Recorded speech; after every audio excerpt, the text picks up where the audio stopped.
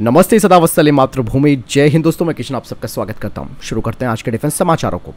चलिए बढ़ते हुए डिफेंस अपडेट की तरफ, जो कि डीआरडीओ के हाइपरसोनिक मिसाइल डेवलपमेंट प्रोग्राम को लेकर आ रही है। अब डीआरडीओ ने दोस्तों इस परियोजना पर काफी तेजी से काम करना शुरू कर दिया है, जिसके तहत अब डीआरडीओ 2 लंबी दूरी के हाइपरसोनिक मिसाइल प्रणालियों को विकसित करेगा। हाल ही में दोस्तों डीआरडीओ अब हाइपरसोनिक क्रूज मिसाइल के लिए मैक 9 से ज्यादा की स्पीड को लक्षित कर रहा है, जिसके बाद वो रशिया के 3M22 ज़िरकॉन, जो कि एक परमाणु सक्षम हाइपरसोनिक क्रूज मिसाइल है, उसे पछाड़ देगा। और डीआरडीओ का लक्ष्य इस बात को लेकर भी आगे बढ़ रहा है कि वो करीबन डबल डिजिट मैक स्पीड, जिससे कि वर्तमान में मौजूद किसी भी प्रकार का कोई एंटी मिसाइल डिफेंस सिस्टम इसका पता नहीं लगा पाएगा और न ही इन्हें इंटरसेप्ट कर पाएगा।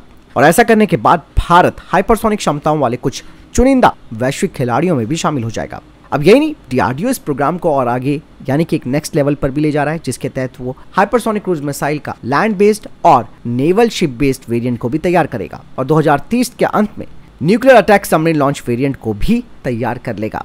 वर्तमान की अगर मैं बात करूं तो डीआरडीओ अपने इस हाइपरसोनिक क्रूज मिसाइल प्रोग्राम के लिए हाइपरसोनिक ग्लाइड व्हीकल पर काम कर रहा है, जो कि प्रोजेक्ट विष्णु के तहत किया जा रहा है। और डीआरडीओ खुद इस बात को कह चुका है कि hypersonic cruise missile programme hypersonic glide vehicle की तुलना में और ज्यादा जटिल यानी कि कॉम्प्लेक्स भी है। और एक बार दोस्तों भारत की ये जो विष्णु परियोजना है यानी कि प्रोजेक्ट विष्णु, जिसके तहत ये जो हाइपरसोनिक क्रूज मिसाइल बन जाएगी, इसके बाद भारत की जो डिफेंस क्षमता है वो काफी बढ़ जाएगी।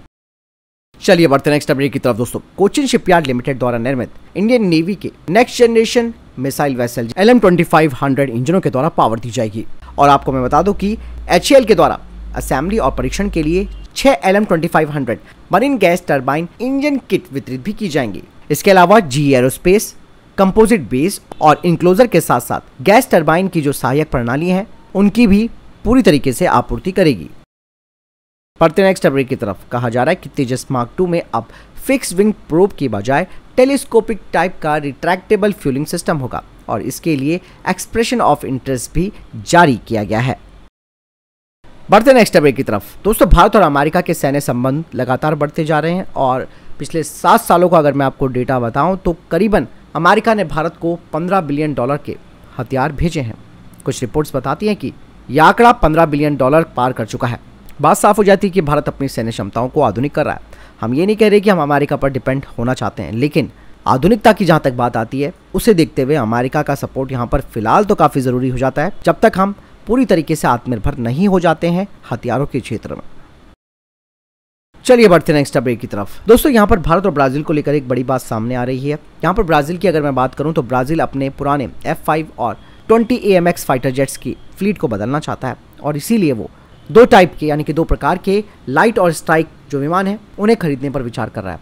और इसके अलावा दोस्तों लागत संबंधी जो मुद्दे हैं उन्हें देखते हुए वो अपने ग्रिपिन ई जो फाइटर जेट्स है उन्हें भी बदलने का विकल्प देख रहा है। हालांकि यहाँ पर भारत और ब्राजील के बीच में एक रणनीतिक साझेदारी हो सकती है अगर हम ब्राजील के साथ उनके C390 असेंबली पावर प्लांट देश में स्थापित करते हैं और इसे भारतीय वायुसेना में शामिल करते हैं, तो ये बात आगे तेजस फाइटर जेट तक बढ़ सकती है, जिससे कि भारत ब्राजील को तेजस मार्क 1 फाइटर जेट की पेशकश कर सकता है और उसे भी अपना ये फाइटर जेट बेच सकता है। और ऐसे में अगर दोनों देशों के बीच ये साझेदारियां होती है तो दोनों देशों को एक बड़ा फायदा मिलेगा। भारत में अगर C390 का असेंबली प्लांट लग जाता है तो ऑब्वियस सी बात है ये एक स्ट्रैटेजिक भागीदारी दोनों देशों के बीच बन जाएगी और दोनों ही देश मिलकर एक लाभकारी यानी कि एक फायदेमंद व्यवस्था बना सकते हैं, जो कि दोनों की ही रक्षा क्षमताओं को मजबूत करेगी। बढ़ते नेक्स्ट अपडेट की तरफ। आप सब जानते हैं कि जनरल इलेक्ट्रिक ने कहा था कि वो नवंबर से हर महीने कम से कम 2 F404 इंजन भारत को भेजेगा। पहले ये डिलीवरी मार्च 2024 से शुरू होने वाली थी और इसी देरी की वजह से जो हमारे पहले के 83 तेजस मार्क 1 फाइटर जेट्स का प्रोडक्शन है वो धीमा पड़ गया। अब ये देखने वाली बात होगी कि GF404 इंजन क्या हमें अगले महीने से मिलना शुरू हो जाएगा या फिर से वही सप्लाई चेन का इशू या फिर ग्लोबल सप्लाई चेन का जो एक बड़ा मुद्दा उठाता है अमेरिका वो यहाँ पर सामने रखेगा। वैसे मुझे लगता है कि अब अमेरिका शायद ये वाला रोना तो नहीं रोएगा, क्योंकि MQ-9B प्रीडेटर ड्रोन की जो डील है वो अमेरिका के साथ हो चुकी है। तो ऐसे में वो डेफिनेटली भारत पर एक तरीके से इनडायरेक्टली प्रेशर भी बना रहा था इंजनों को लेकर। तो लेट्स सी कि अगले महीने से इंजन तो मिलेंगे कम से कम। चलिए बढ़ते हैं नेक्स्ट अपडेट की तरफ दोस्तों। हाल ही में इंडियन एयरफोर्स के पूर्व vice chief of air staff air marshal Anil Khosla ने कहा कि MRFA टेंडर के तहत थोक में राफेल फाइटर जेट खरीदने की बजाय फेज मैनर में इन्हें खरीदने की आवश्यकता पर जोर दिया है। और यही सुझाव दोस्तों आज से कुछ साल पहले CDS जनरल विपिन रावत जी और पूर्व रक्षा मंत्री मनोहर पर्रिकर जी ने भी लिया था, जिसमें उन्होंने कहा था कि अगर हम फेस मैनर में खरीदते हैं राफेल फाइटर जेट को, तो इससे हमारे ऊपर जो फाइनेंशियली बोझ है वो कम होगा और इंडियन एयरफोर्स को पुरानी टेक्नोलॉजी मिलना बंद हो जाएगी।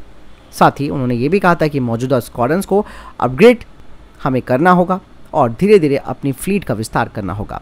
वहीं दोस्तों जो नई रिपोर्ट आई है वो ये बताती है कि जो हमारे नए एयर चीफ हैं वो भी इसी तरीके से चरणबद्ध तरीके से यानी कि फेस प्रोक्योरमेंट स्ट्रेटेजी को अपना सकते हैं, लेकिन उन्होंने साथ में कुछ अल्टरनेटिव सॉल्यूशंस पर भी विचार किया है, जिसमें कि गवर्नमेंट टू गवर्नमेंट कॉन्ट्रैक्ट के तहत अगर हम पहले 36 राफेल F4 फाइटर जेट्स को खरीदते हैं और फिर दोबारा हम और 36 राफेल F5 वेरिएंट को अगर खरीदते हैं तो इससे भारतीय वायुसेना को बड़ा फायदा होगा। साथ ही उनका यह भी मानना है कि ये जो चरणबद्ध तरीके से जो खरीद है वो भारतीय वायुसेना की क्षमताओं को बढ़ाएगी और इससे एक जो खाली जगह बचेगी वो बचेगी हमारे स्वदेशी प्रोग्राम्स के लिए, जो कि तेजस मार्क 2 और AMCA के लिए है।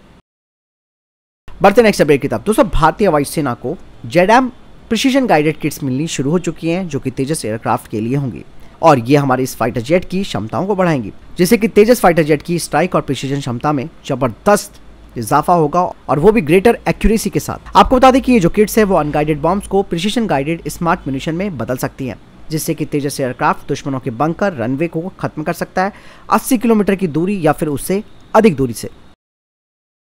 बढ़ते नेक्स्ट अपडेट की तरफ। दोस्तों भारत अब वो पहला देश बन जाएगा जिसे 31 प्रीडेटर ड्रोन्स मिलेंगे, जो कि DAP-6 गन पॉड से लैस होंगे और हर पॉड अपने साथ M134D H rotary machine gun ले जा सकता है, जो कि इन ड्रोन्स की जो फायर पावर है उसे बढ़ा देगी और ये मशीन गन दोस्तों 3000 राउंड पर मिनट दाग सकती है और इसे गैटलिंग स्टाइल मिनी गन कहा जाता है।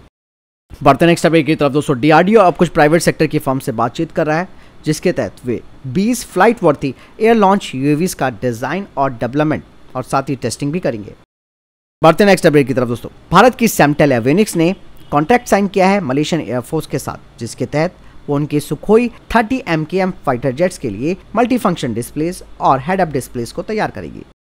बढ़ते नेक्स्ट अपडेट की तरफ। दोस्तों भारत और अमेरिका के बीच जो स्ट्राइकर डील है उस पर अब ग्रहण लगने वाला है और आप सबको मैं पहले ही बता चुका हूँ कि कनाडा की वजह से ये सारा काम हो रहा है, क्योंकि ये गाड़ियां जो है वो कनाडा में तैयार होती हैं। तो अमेरिका की तरफ से भी इस बारे में कहा गया था कि ये बातचीत शुरुआती दौर में है और जल्द ही भारतीय सेना को स्ट्राइकर बख्तरबंद वाहन मिलेंगे, लेकिन रिश्ते जैसे ही खराब हुआ कनाडा के साथ वैसे ही इस डील पर बादल छा गए हैं। अब कहा जा रहा है कि इस मामले में कोई बातचीत आगे नहीं हो रही है और ना ही इन्हें खरीदने का कोई बड़ा फैसला लिया जा रहा है। और आप देखिए दोस्तों कनाडा ने इस तरीके से पूरा डील पर ग्रहण लगा दिया, जो कि कहीं ना कहीं भारत के लिए बहुत ही ज़्यादा स्ट्रैटेजिक रूप से एक बड़ी जीत भी हम कह सकते हैं। मैं तो कहूँगा कि भारत को स्ट्राइकर के लिए आगे नहीं बढ़ना चाहिए और ऐसा करके दोस्तों भारत को एक बड़ा फ़ायदा ये होगा कि जो यूरोपीय देश और जो पश्चिमी देश हैं जो खालिस्तानियों को सपोर्ट कर रहे हैं इनडायरेक्टली, उनके मुंह पर भी एक जोरदार तमाचा होगा। और आपको एक चीज़ और मैं बता दूं, जब स्ट्राइकर खरीदने को लेकर बातचीत अपने टॉप लेवल पर पहुंच गई थी तो भारतीय कंपनियां इसके विरोध पर उतर आई थी। उन्होंने साफ तौर पर कहा था कि विदेशी कंपनियों को मौका देना सही नहीं है, लेकिन इन कंपनियों ने भारत सरकार के साथ अपनी बात जारी रखी। उन्होंने और हमारी देशी कंपनियों ने कहा कि भाई हमारे पास ऐसी गाड़ियाँ और ऐसी तकनीकी और क्षमता भी है कि हम इसे तैयार कर सकते, बस थोड़ा हमें वक्त चाहिए। ऐसे में दोस्तों जो हमारा व्हील आर्मर्ड प्लेटफॉर्म है जिसे DRDO और टाटा ने मिलकर बनाया है और ये काफ़ी अच्छा बख्तरबंद वाहन है हमारी सेना के लिए। देखते हैं आगे क्या फैसला लिया जाता है, वो तो तय समय बताएगा। बढ़ते नेक्स्ट अपडेट की तरफ। अमेरिका ने अब अपने B-2 स्टेल्थ बॉम्बर का इस्तेमाल करना शुरू कर दिया है और इस B-2 स्टेल्थ बॉम्बर के जरिए वो हूतियों पर उसने बम तक भी गिरा दिए हैं। हूतियों का जो एमुनिशन डिपो था उससे पूरी तरीके से इस बम वर्षक ने निशाना बनाया और पहली बार B-2 स्टेल्थ बॉम्बर का इस्तेमाल अमेरिका ने किया है। आपको बता दें कि B-2 स्प्लिट बॉम्बर जो है वो एक फाइटर जेट के मुकाबले काफ़ी ज़्यादा संख्या में बमों को ले जा सकता है और इसे बिना दोबारा ईंधन भरे 9600 किलोमीटर तक ले जाया जा सकता है। 50,000 फीट की ऊंचाई से ये ऑपरेट हो सकता है। फिलहाल इधर देखिए टॉप डिफेंस अपडेट। वीडियो के सामने कोई प्रश्न जवाब है, आपको कोई सवाल कमेंट सेक्शन में लिखकर जरूर पूछ सकते हैं। वीडियो को लाइक और शेयर जरूर कीजिएगा। जय हिंद, वंदे मातरम।